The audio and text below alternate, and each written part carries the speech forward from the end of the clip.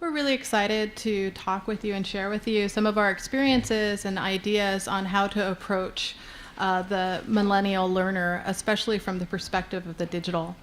And so today I have with me two of my esteemed colleagues. I am Brigid Maher. I teach in the Film and Media Arts Division and School of Communication. I teach a lot of the digital classes. I also am program director for the Digital Media Certificate program, so this topic area is near and dear to my heart.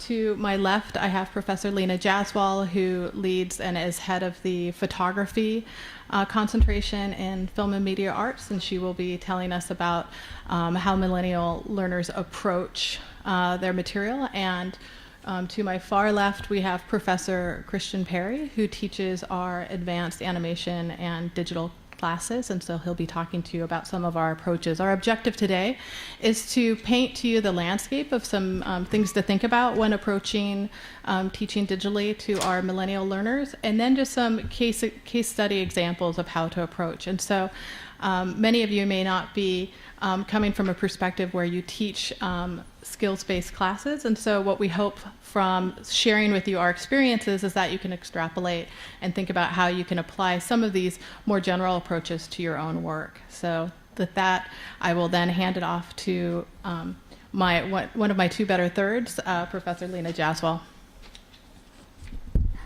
So I am going to talk about photography, but I'm actually going to, so one of the things that I think for the people who aren't teaching photography is that you can use photography in every class that, or your project or anything. So just take what I'm saying and apply it to the projects that you could give into your own classes with the sciences or any of that sort of stuff. And I'm going to first begin talking a little bit about millennials, and so I will get to some of the, sort of the meat stuff in a little bit. But really, teaching photography has changed significantly since the advent of digital photography, obviously, right? Well, now we're facing challenges, though, to how do we teach to students that have never not known the internet, or not had cell phones or laptops or these kinds of materials to them? How do we teach photography to a generation that uploads millions of photographs to Instagram and Facebook on a daily basis, right? So how do we teach them principles of photography, especially since people come in saying that they know so much about it already because they're experts because they have it right on their phone. And they have immediate access. So these are some of the things that we're gonna talk about.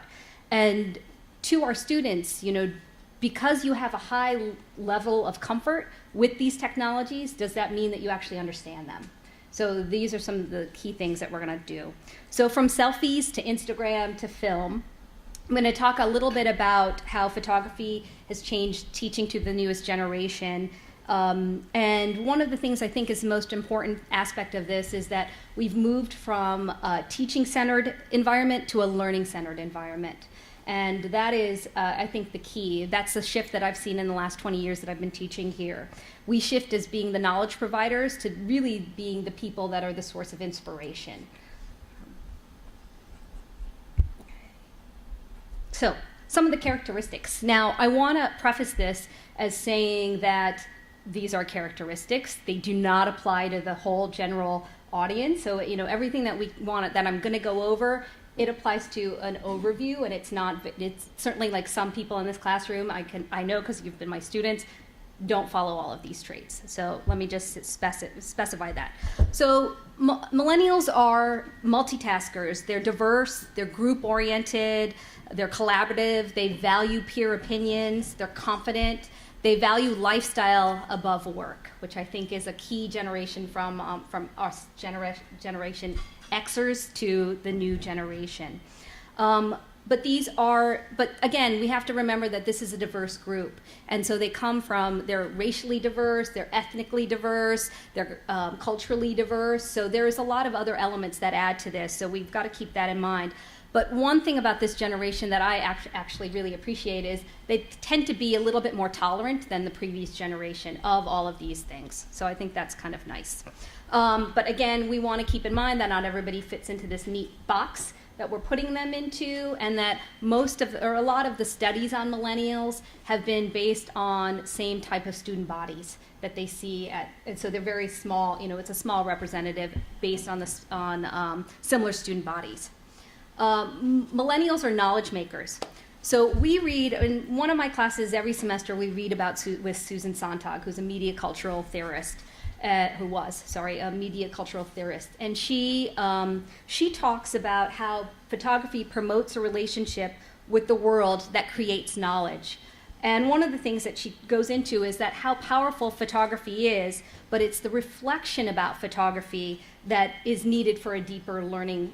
So we'll talk about kind of, here the technical things, but really what I think is the most important thing as a teacher that I've changed in the 20 years that I've been teaching here is I've moved away from being so technical and very specific, but actually bringing in more of the critical analysis and the critical thinking skills into the classroom, where before I might farm that out to readings, but now I'm having the students come in and talk about these things in the classroom and letting them go to some of the lynda.coms and figuring out or Googling the technical aspects where they can get the information somewhere else. So this notion of structure, the second point on here, is that for the most part, this group of students live very structured lives. They've come in with like parents that have scheduled them to do this, this, and this, and this, and this, right? And the nice thing about photography is that it can introduce spontaneity. They have access on their phone at all the times, so they're able to kind of, say, okay, I've got this. This is great. Here it is. I'm going to photograph it right there. It also helps to empower the student to immortalize these moments that they have. They're multitaskers, and I think at this point all of us are probably multitaskers, so I don't know if this is just really related just to the millennial generation, but it also means that they're distracted easier. So we talk about, we had a great robust conversation about laptops, the use of laptops in the classroom, and on our SOC listserv about whether or not it's good or bad. And one of the things that we see is that they might be paying attention to what you're doing, but they also might be checking their social networks and stuff at the same time. So they're multitasking. So not all of that is good, okay? One of the things I do in my syllabus is that I establish sort of weekly presentations or goals so that they know that these are things that they have to get done during this time period. I also am a big fan of a variety of assignments, and some students probably don't like that because they feel like they have to do something every week. But I feel like if I change up the assignments, they're not getting bored with 50% written on just one paper, that they have multiple ways of learning and they get multiple grades. So I think that to me is a really effective way of doing that. My students in the room are going to laugh at this, but I think that hopefully they don't get bored, but for straight lecturing, my classes are 4-hour classes.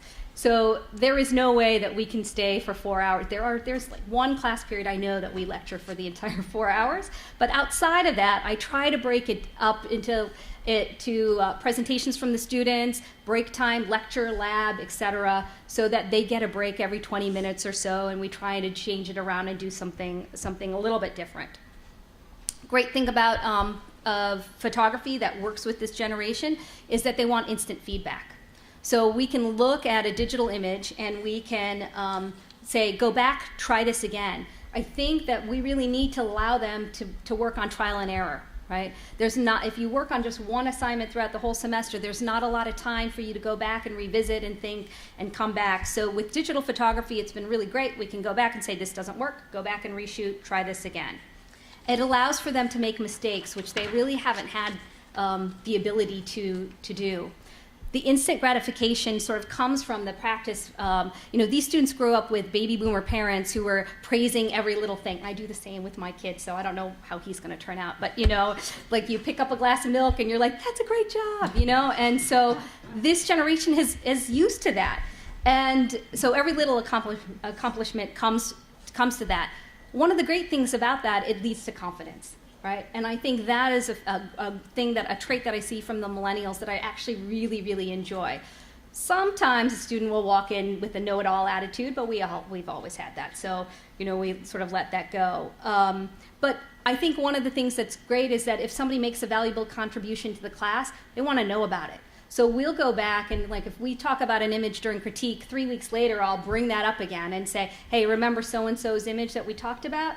This is the lighting style, or this is what we're looking at. So we get these ideas of sharing images and getting immediate response. One other thing that I've noticed that in trends of changing is that students really like to have assignments, like really rigid, things to think about. They when we give them the broad topics, they don't know where to go.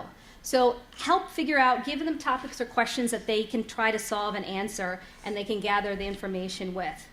Again, this group is pretty diverse and group-oriented. Photography is, like, I think it's the best thing about filmmaking. Like, when you get together with filmmakers, you have to work with a team. But photography you can do on your own, but still have the environment of being with other people. So it helps them connect. One of the things about this generation is they know everything about social media because they're living it, they're experiencing it, that's how they get information, that's how they share information. So they value participatory culture, and you have to get on board with that, and the digital connectedness. They value peer opinion, even so more so than your opinion as the professor in the room, right? So this is where they kind of get their information. Now, one thing that is really different, the lifestyle versus work. Unlike previous generations, this generation is going to go through many jobs. According to the U.S. Department of Labor, 1 out of 4 current workers have been in their job for less than a year. 1 out of 2 have been there for less than 5 years. And it's predicted that today's students are going to have 10 to 14 jobs in their lifetime. Okay? This is from the Bureau of Labor Statistics in 2008. I've been teaching here for 20 years. This will probably, I'm a tenured professor now, this is probably where I will be for the rest of my life. That is like one major job, right? So these are changes that we're seeing and shifts that we'll see with the millennial generation. So some other things, the need to feel special. Photography helps render a small slice of life and a very specific lens through that individual, right? It allows a photographer to share only their viewpoint. Because it's so immediate, it's an attainable goal. They can see it immediately.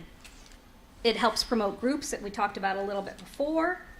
But one of the other things that I had said, like, taking the critical thinking skills and applying them into the class, farming out a little bit of the technical.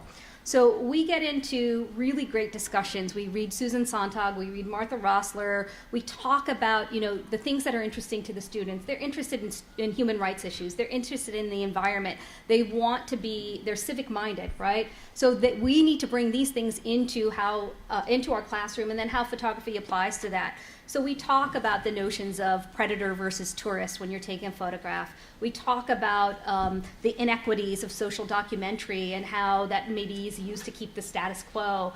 And we talk about different political thoughts throughout the time. So this is just sort of a breakdown of the top photo sharing sites, which I think you might be really interested in. There's this false kind of false sense of competency that this generation is media savvy. Just because they've had access and they've had hands-on experience doesn't mean that they've got their heads on experience, right? Just because millennials are self-taught does not mean that they're taught well. So we get that all the time when somebody comes in and says, look at my beautiful portfolio, and they have no idea really the nuances of how to get there.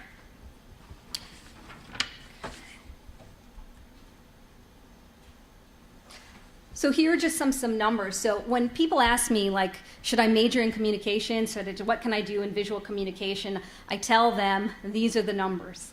What's the first way that you're going to actually do research? Would you rather look at a video or look at an image, or would you read a 20-page paper? So the power of media is really important, and you can kind of see just from these numbers of like how important it is.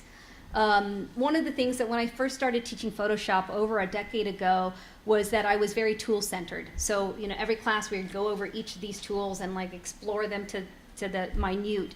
And now like I said, I'll still go over that stuff, but I farm it out to the lynda.coms, the tutorials, and then it allows us to talk about the ethics, the history, all of the other sort of stuff that is actually the more critical thinking skills.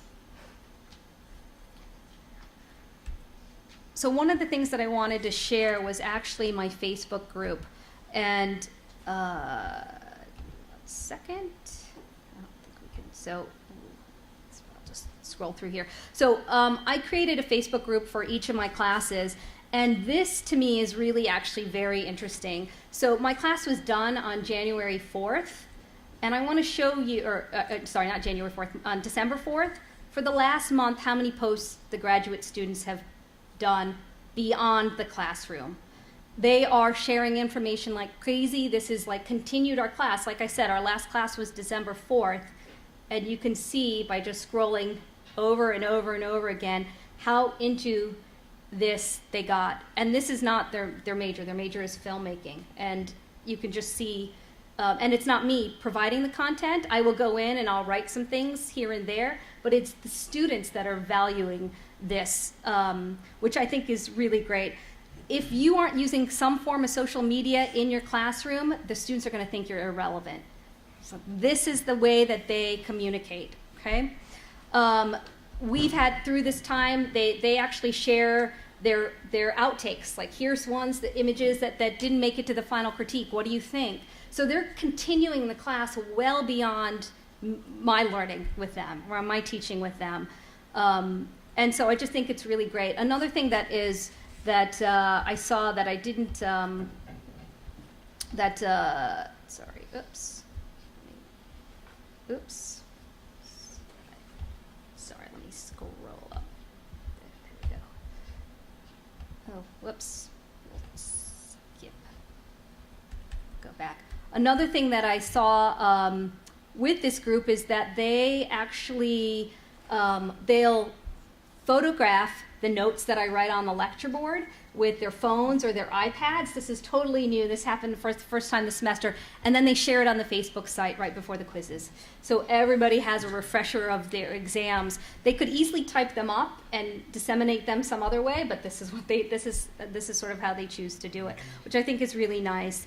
One of the things about the Facebook site that I like is that it gives them direct access. You are teaching 24 hours. They can access that site well after class is done, any time of the day. So I think it helps to create a sense of community. We've created a private teaching space, which is, I think, really exciting, and I can interact with them as a group, as a cohort, rather than just on an individual basis. So the other thing that we've started to do is tailor assignments to things that are interesting to them. So selfies, like we take this notion of the selfie. This generation has taken to selfies more than any other. The Pew Research Center survey found that 55% of millennials had posted a selfie on some social media site. Overall, 26% of Americans have shared a selfie, and only about 6 out of 10 baby boomers, or about a third of the silent generation, even know what a selfie is. Selfies have become, they were declared the word of the year by the Oxford Dictionary in 2013.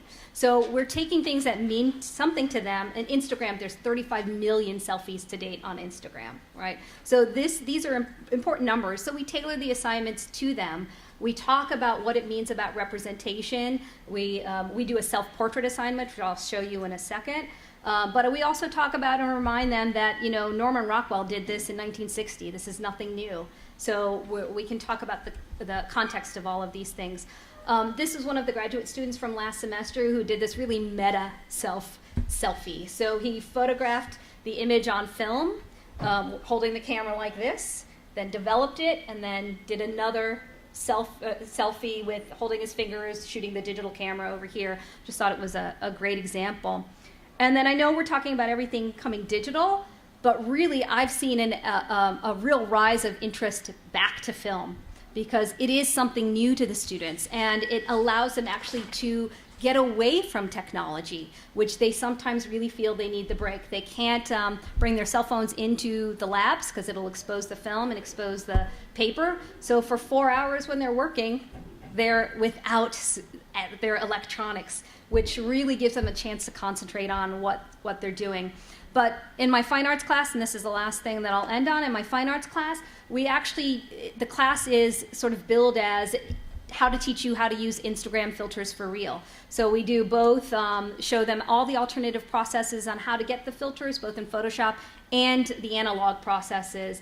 And we talk about how that can be really effective. This is a really well-known photographer, Richard Moss, who used old infrared film and shot the DRC. And he's a foreign correspondent, he's a journalist. And so we talk about like how, if this was not done with this process, how does that change it? It could just be like regular everyday images, but because he's applied these things and these things that we've talked about, it makes the images stand out more. So I would just encourage you to think about photography and how you can apply it into all of your classes. It doesn't have to be a photo class that you're teaching, but you can take some of these skills and really make a nice site based on what your topic area is. And adopting some of the techniques of Millennials, I was multitasking and listening to Leena's great presentation and then taking my own notes in terms of what I can apply to it. Okay. Are we going to switch places? Okay. Although I'm still a little bit analog with my notes here, so. Whereas I guess Millennials would really be looking at their phone. Okay. So what I wanted to talk about in my segment of the presentation was just showing some case examples from one of the classes that I teach. So I tend to teach the digital post-production classes in the film and media arts, and then as I also mentioned earlier, I also teach the graduate digital media certificate program. So I work with both undergrad and grad. With the certificate program, it's really unique because I'm working with adult learners who are completely unfamiliar. So I'm working with baby boomers, Gen Y, and then we always actually get, baby boomers, Gen X, and then we get a little bit of the Gen Y in there, which I actually think spices the whole dynamic up. But for the context of this presentation, I'm actually going to talk about 18, 19-year-olds. So in terms of how to think about digital manipulation with students who grow up with manipulation, grow up with this idea of, well, what really is real, right? The simulacrum, which is something that is a philosophical question that we ask as academics, but is something that kind of inherent in their makeup. So specifically, these examples come from a course, COM 250, which is possibly the second course that our film and media, or the third course that our film and media art students can take. So they take a visual literacy course, and then they can start to take other courses. And so often they may take it simultaneous with basic photography, or they can take it before basic photography or after. Basically, first years who are in spring semester first years typically take it, or sophomores. In this case, when I taught it last spring, it was almost entirely made up of first years, except for one senior who was trying to get a requirement out of the way. So one of the things that I feel is really critical is, although I am a huge supporter of taking the tech out of the classroom, I think that you can't take it entirely out of the classroom because then you lack context. So what I do within a face-to-face environment is actually not too dissimilar to what I do when I approach an online environment. So in this particular case, imagine week one, you go over the syllabus, you talk about expectations, you try to kind of scare them a little bit into taking your course seriously. You provide them with an overview of what you're covering for the course, and then you give them some reading assignments. That's typically what I do. And then we meet back week two and we get into the nitty-gritty. Well, what I want them to think about is social and ethical responsibility of what they create as makers, because we're primarily thinking about makers, but you can apply this in terms of if you're training theorists as well. So, I talk about, let's look at example of O.J. Simpson's mugshot and what are the implications depending on how you manipulate the image. And Professor Jayaswal and I were talking about, then there's multi-layers. There's the image itself and what that can imply, as well as the image with the textual references and what that can apply. And then I show them how it can happen, how they can do it, which is then taking the technique and the technical aspect. They can learn about the little bits and bobs and the buttons and everything like that outside the classroom. But how they actually get to this point where they can make the decision of how they want to represent a person is critical. So I take this example of this little girl, and this is an example of a little girl angelically sleeping. The original image has basically jam all over her face, and she's just asleep, and the color correction is off. It's just a basic snapshot of, admittedly, my child. Okay. But what I end up doing with them is I show them the technique and the technical button pushing by showing them how to create an angelic version of this child and also a version of this child who can be dead or sick. I know, it's a little bit disturbing, but by having them go through this exercise of like, look, you have the responsibility. You can make this image look as if this child is beautiful, but you can also make this image look as if this child is dead. That suddenly fills them with a lot of responsibility, which then helps to shape the rest of the course. And I think that also, knowing that these millennials are very civically minded, they really welcome this notion of responsibility and that they can basically direct their own learning in a sense. Because again, I'm no longer a lecturer, even though I'm lecturing to you, but we will have questions and answers. We're facilitators. That's what we are in terms of our roles with these millennials. And it really opens up critical analysis into, I think, professors and students who aren't within creatively based classes can often think like we're button pushers or it's skills based, and that's not the case. It's just the context in which we wrap critical studies. We wrap it within the context of skills. Okay.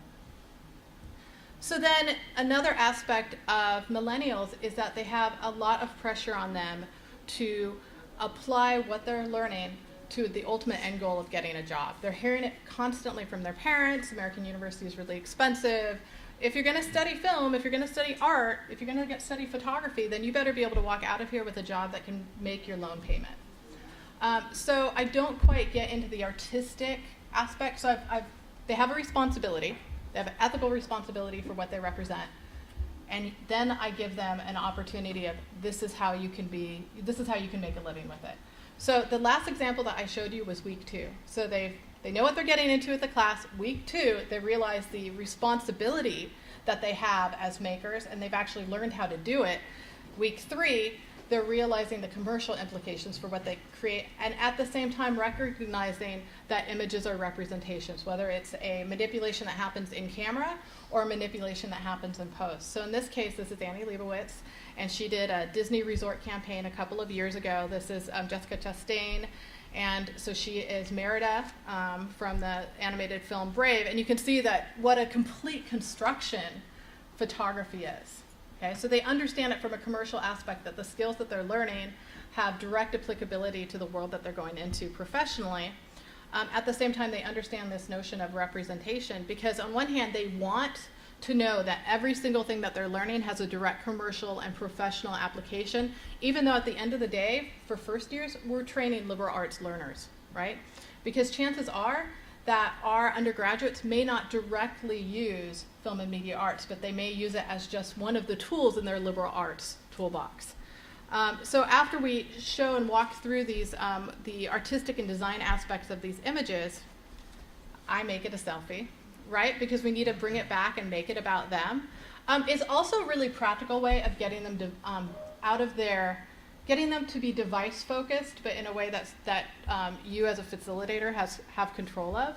Because most of the time you have students and, they're kind of listening to you, and I mean, we can all relate to, they're like this, right? They're trying to hide it from us, but the fact is that they're looking at their device. So if you get them constantly to use the tools that they're going to be distracted by for your own good, for your own purposes, it makes it very difficult for them to use it for any other purposes. So I always make the tools that they're going to procrastinate on or digress on part of what we're doing. So they make it a selfie. They take a selfie of themselves, they email it to themselves, they turn around, and they actually, and this is week 3, right? They're not quite at Annie Leibovitz, technique yet, but it gets them thinking about, I want to be there. It motivates them, like, oh, I've just created this. I actually am starting to get a hang of this. I could create it by the end of the semester, and I assure them, actually, you will have the skills by the end of the semester if you work hard and do your homework. So I think that, again, bringing it back to relevancy and focus for them, at the same time driving home the commercial aspect. But then, in terms of liberal arts education, we want to show them the artistic and creative aspects of the tools that they're learning, and this is something that's the most difficult for them, which is why I ease into it. Responsibility they get, okay? Commercial application they need. Creativity is what we really need to instill upon them, whether we are teaching them a course, in CAS, SIS, SPA, they need to have critical thinking skills, and those critical thinking skills are partially derived by creativity, okay, the ability to feel free to think. So this is where, similar to Professor Jayaswal, I really try to get them out of the digital realm and make them recognize that not everything has to be digitally constructed, and that you can work in a hybrid analog and digital environment.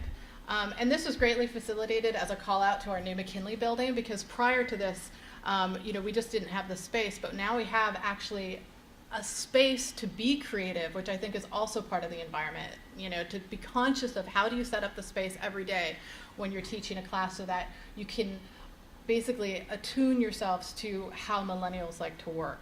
So, I brought markers in, and one of the aspects of teaching them about color and design and art was to have them actually recreate Wassily Kandinsky's concentric circles. So 10 years ago, I would have lectured about Kandinsky's concentric circles. I would have shown some slides. Some of you may have experienced those slides, and talked through color theory by Kandinsky, and I would have worked in Johann Itten and the metaphysical properties of color.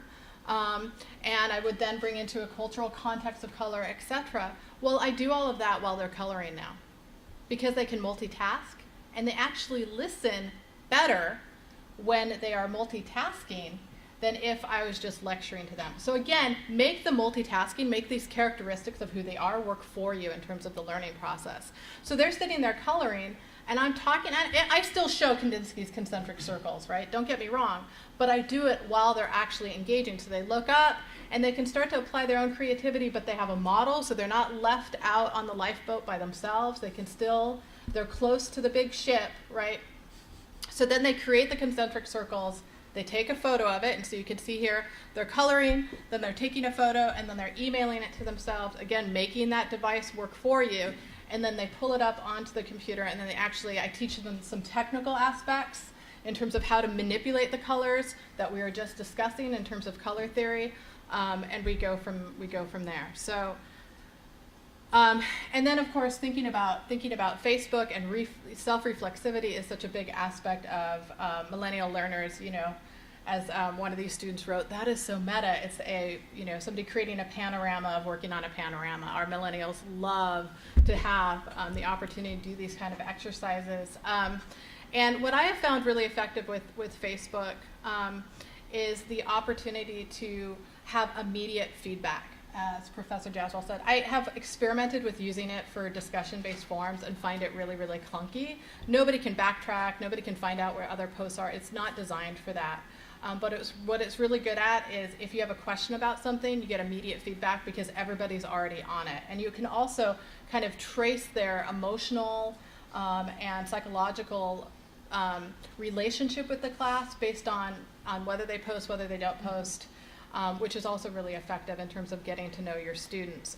And then I actually make social media part of the exercise. So here's moon phases. That's actually a design for a new app so that you can track the moon phases on your own phone. So I have them actually, this is when we get into a particular thing called flat graphics or vector-based graphics. So I teach them about how to create vector-based graphics, but by first actually having them propose an app that they think is applicable and marketable. So again, bringing it back to commercial, tying the aesthetic technical skills to something that's relevant outside of their field, and then continuing a discussion via social media.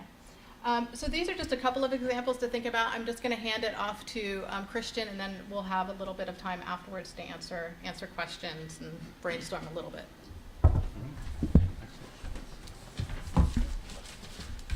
Here, we'll do musical chairs. There you go. Well, these are all excellent things that I will crib myself. Yours is right there behind the Prezi. There you Bang. I think it's also notable that we're all doing Prezis because we know that millennials hate PowerPoint, right? How many of us enjoy using Prezi? Yeah, the millennials. I mean, I think that's the catch is that millennials are really derived by Prezi, so we've had to be more visually focused in how we present information. Quite right. All right. So I'm going to talk about, I think we've had an excellent background in a variety of things, and as I said, I'm going to be stealing some of these things I hadn't heard before from my class. I'm going to talk about primarily what the focus of my talks to me about is motion graphics to millennials, but it's going to be about how we're going to take what could fall into a completely technical, practical course, make sure that there's a theoretical, aesthetic underpinning, so bring those together so that we get a richer learning experience, and then also how we're going to actually practically instantiate that in class, keep people engaged.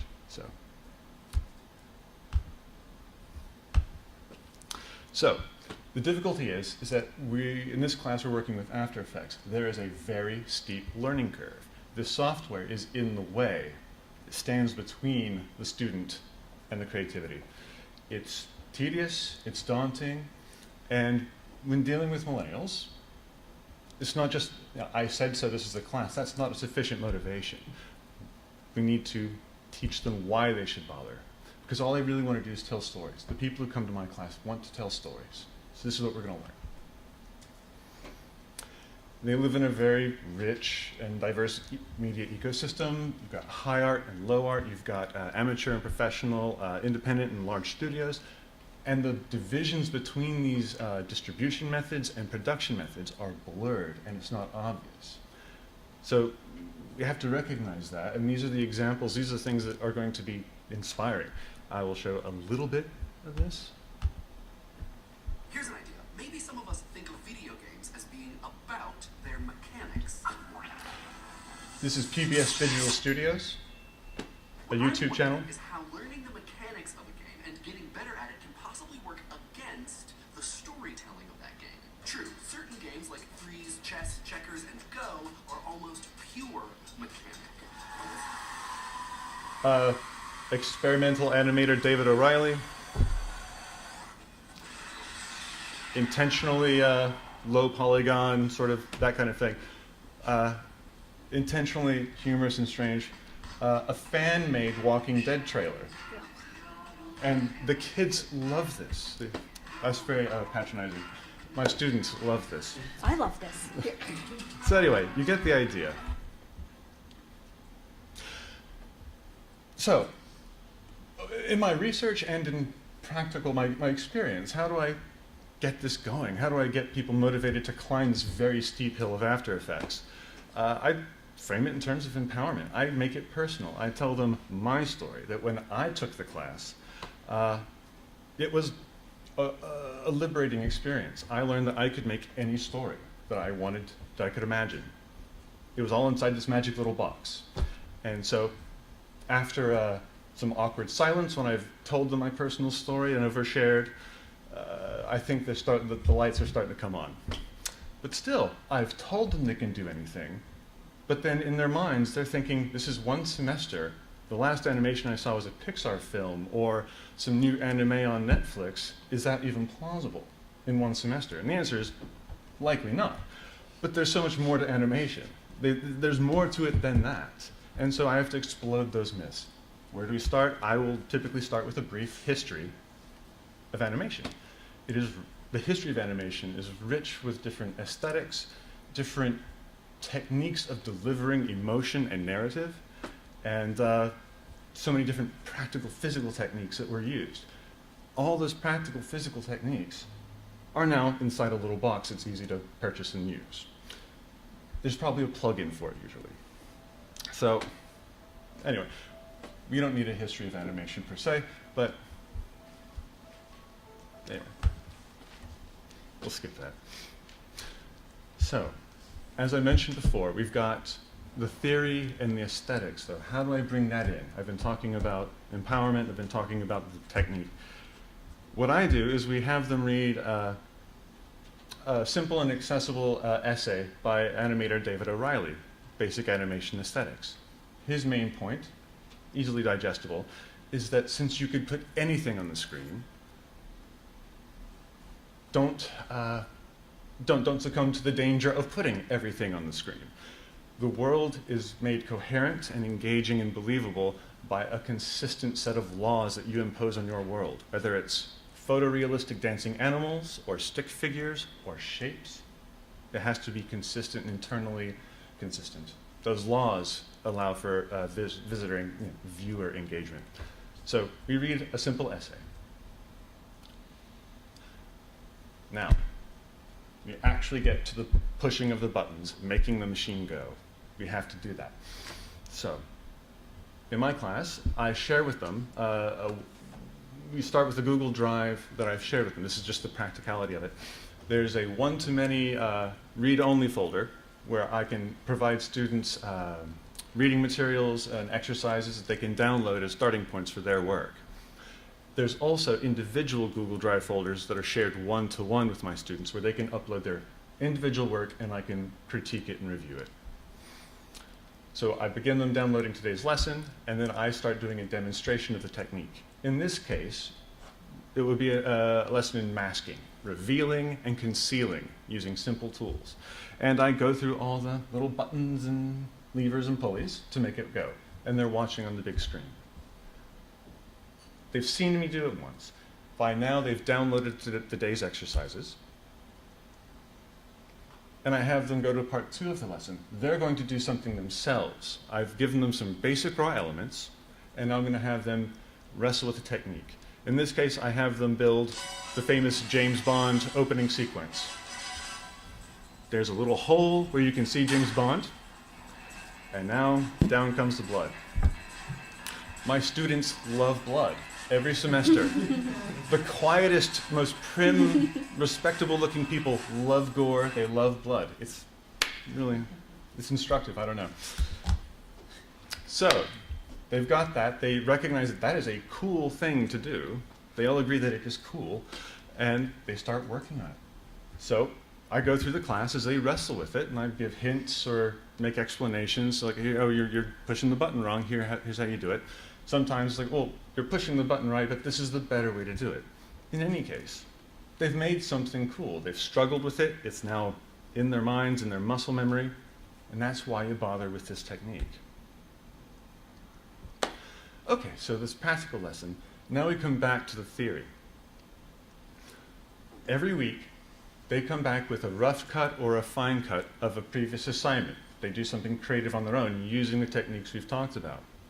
So we've read the David O'Reilly essay, Basic Animation Aesthetics. How do you make a coherent world, whatever it is, at any level of sophistication or simplicity? We then, entire class, participate in in-class critique. That's a technique I learned from a professor of mine. And everyone is engaged in the theory, and everyone sees it instantiated in real life. They understand the real application, the concrete meaning of the theory, whether it works or doesn't work. Finally, we've got some theory, we've got the technique, and now I show them something that is inspiring. In the case of simple shapes and masks, I show them, that's sad. Anyway, it was a really excellent video of an alternate opening sequence for the show Dexter, using simple shapes, simple motions, using the masking technique we had learned previously in class. It's sexy, it's slick, and it's fun. And I'm saying, you've learned this technique. Now you can do this. You just simply have to be thoughtful and creative and work. And that should be both daunting and challenging, but inspiring. And typically it is. In conclusion, our students are eager to make things. They are impatient to make things. So you have to show them that it's possible. Remove the aesthetic and psychological barriers by giving them a framework, giving them inspiration, and showing them the world that's possible. Remove the technical barriers, how to make the machine go. And then let them on their way. They're now challenged by their own creativity, and that's what they have to do. So. Great, thank you, Kristian. I think that that's really helpful in terms of digital or millennials who, if something doesn't come easily to them, then they're more apt to quit. And so that's a great framework for how to keep them motivated. We purposely wanted to leave 15 minutes so that there could be questions, answers, discussions, brainstorms. So that's the stage that we'll be at. And then Jill. Hi, Ferren Martinez. I teach college writing. I've been using Facebook groups as a way of sharing research sources, encouraging students to post from YouTube videos to scholarly articles. Works really, really well. I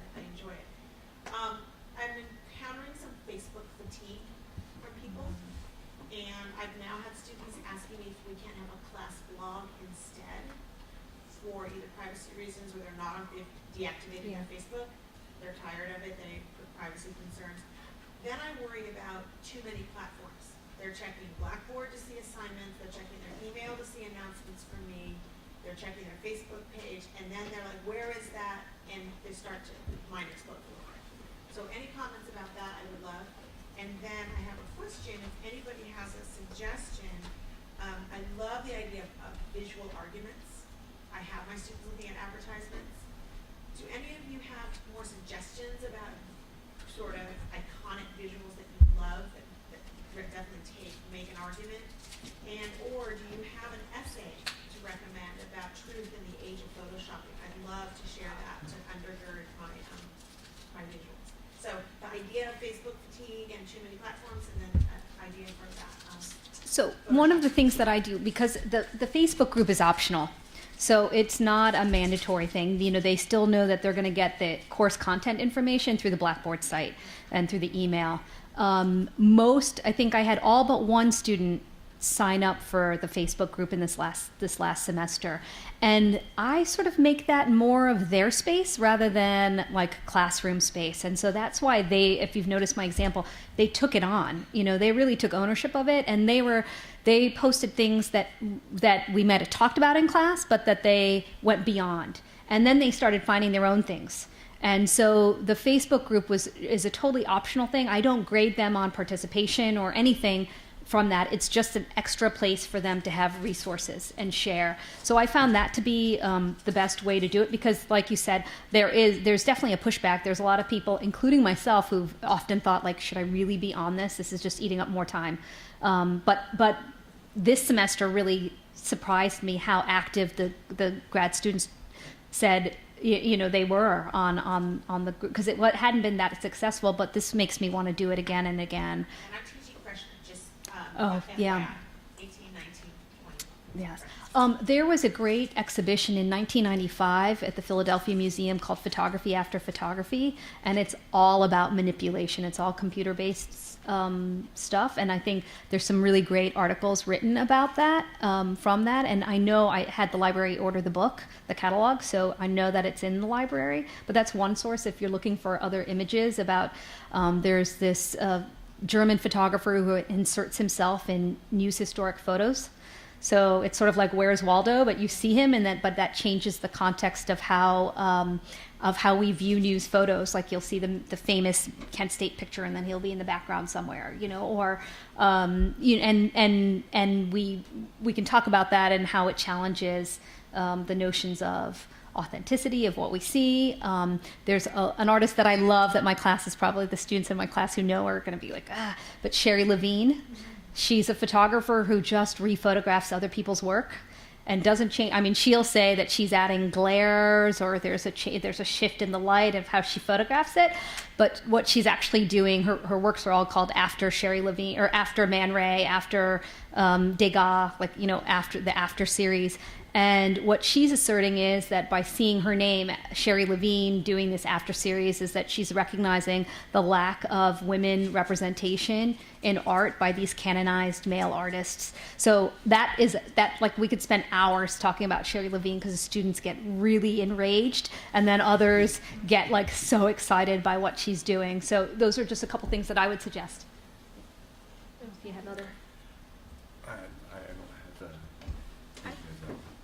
I can talk about multiple platforms from the perspective of working with first years, and then also actually adult learners. Both adult learners, because they're learning this material for the first time, and also first years because they desperately need a lot of structure, because their whole lives up until this point have been structured. What I focus on a lot is redundancy and structure. So I actually do make, unless they demonstrate like a real need for not wanting to be on Facebook, I actually have the Facebook group as mandatory. But I make sure that how I structure Blackboard is that it's as redundant as possible. So you can go anywhere in Blackboard and be able to find the material. Because that's important, because so many of my classes is teaching new media, which means that they have to go outside of Blackboard to find what they need anyway. And with Facebook, in terms of participation, if I want to get engagement from some of the quieter students, participation is now effort, and they can use Facebook as just one of the places where they can carry out discussion. So I really make an opportunity for them to engage in the material. They can engage online, offline, in the class, and so I make it mandatory in that like they can be on there, but it's optional in terms of how much they want to participate.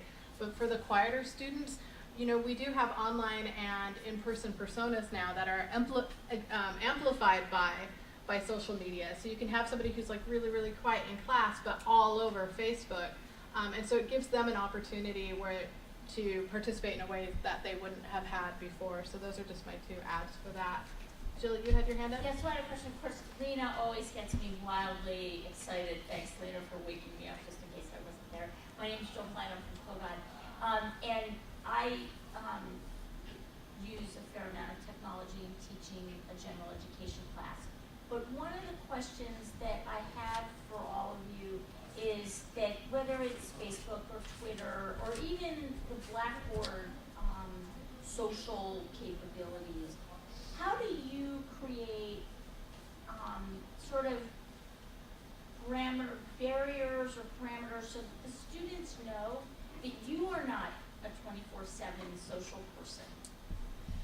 What is it that you do to sort of help create boundaries and also expectations on how you're going to respond to that student? 'Cause that's an interesting thing. For me, anyway, it's a challenge. They're like, well, why aren't you up at 3:30 responding to me? You know, one of the things. I don't really want to give them my sleeping habits. No, one of the things I actually tell them is that, you know, I also give them my cell phone number because we're at the very beginning, they're doing such technical stuff that I don't want them to wait a week to meet me because then they're going to be 2 weeks behind. So I tell them, call me anytime until the hours of 11 o'clock. And I said, if my phone goes off and wakes up my kid, you're in trouble. Like, I'm not going to like you, you know?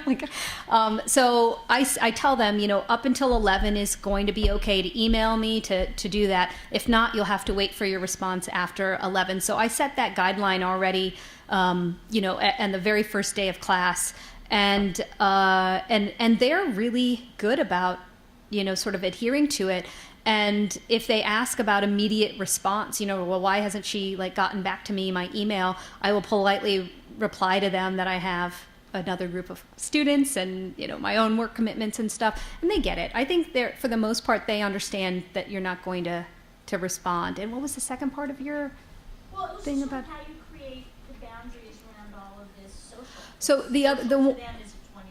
The one other thing that I think is really important, and I'm doing it, this is the first, it took me a semester to kind of construct this, but in my syllabus, I'm having an inclusivity diversity statement saying that in this class, these are core concepts that we will be talking about, we will be getting into this, and everybody needs to respect each other. And, you know, so it's like it's a paragraph, just like we would use in, you know, for the writing center or any of the other things that I'm including in. And that kind of is going to set the tone of how we treat each other in the class and what I expect from them and what, and if we're not adhering to that they can come speak to me or CDI. So I think that might be a shift. That might be interesting to create some, you know, that they're not posting crazy racist things and et cetera, or misogynistic things.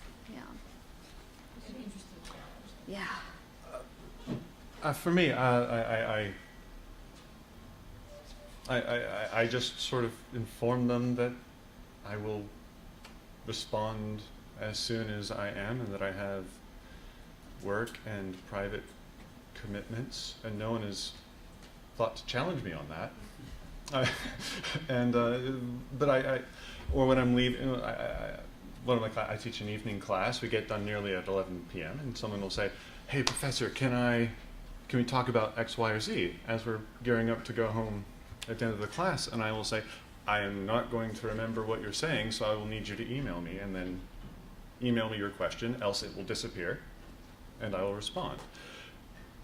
And just, I say, this is how I will communicate, and and it's all very friendly, and everyone gets it. And if someone does write me at 3 and they don't get a response immediately, they will learn the life skill of disappointment management.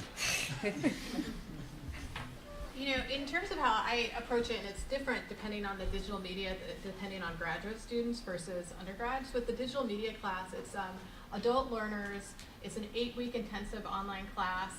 they have work commitments, which are paramount. They have family, which is paramount. So if they don't get an answer to their question, that can completely derail them. So this is a terrible first part of the answer.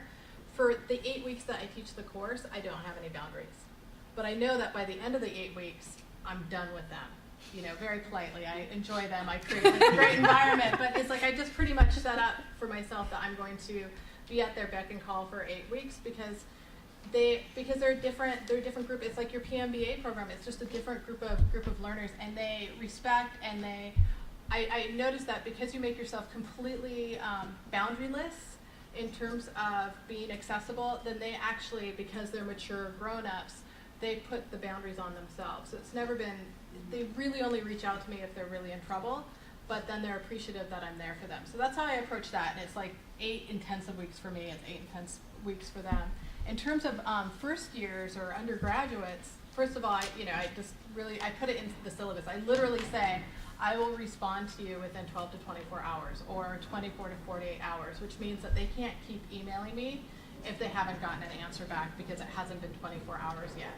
So I'm very, very specific on that.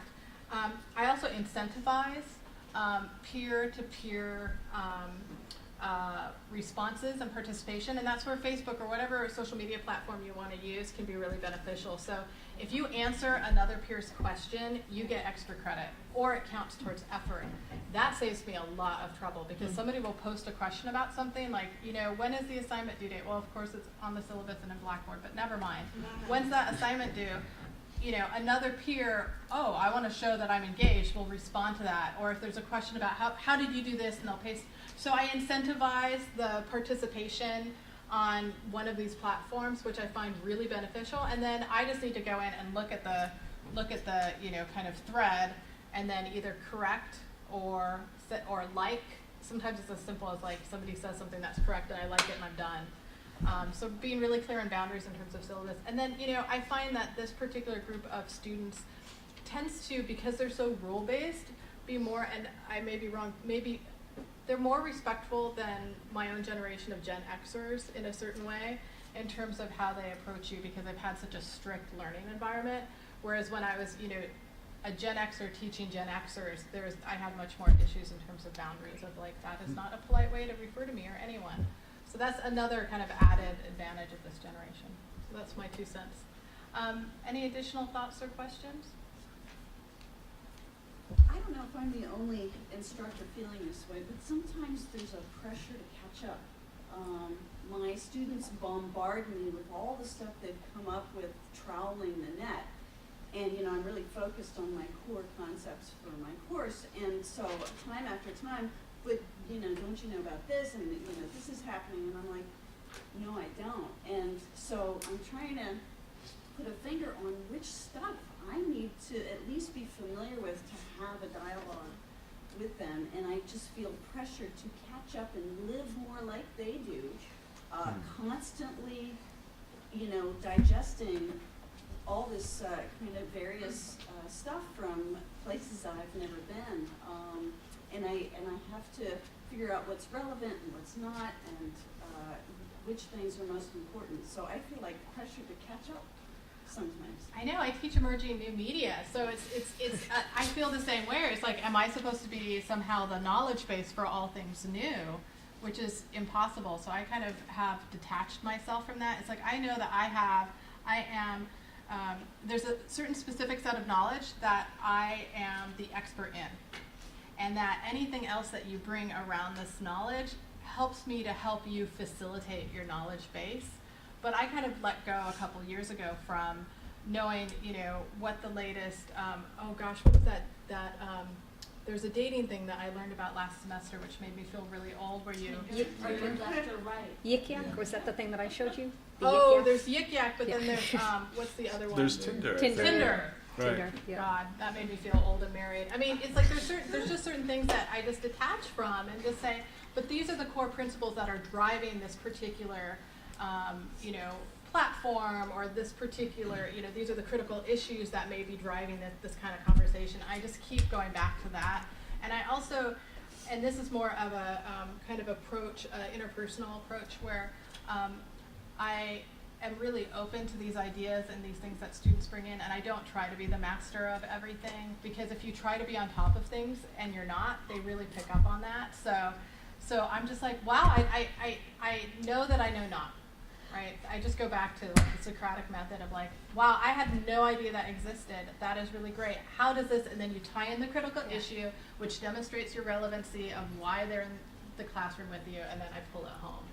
But that's the approach that I've learned in teaching a platform or teaching a space that's constantly shifting.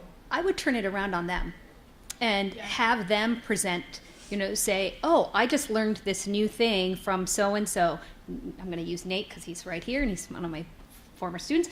Nate, why don't you tell the class about this discovery? And then say, how does this go back to one of the processes that we talked about in class? So then you can take some notes, and if it's like, oh, this is just a cool widget, then you're like, maybe I don't need to spend all my time looking at it.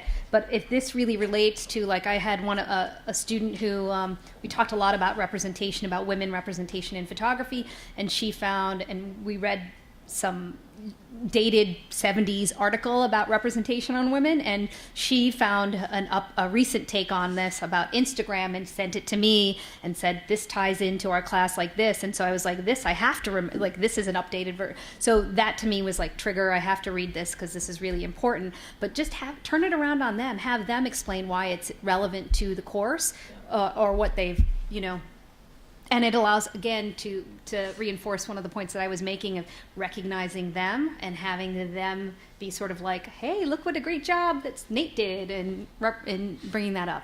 Yeah. Yeah, I do that a lot too. It's really Yeah. effective. Brings it back to them. Yeah. Thank you. Well, thank you, everybody. Thank you. We appreciate it. Feel free to talk to us about it.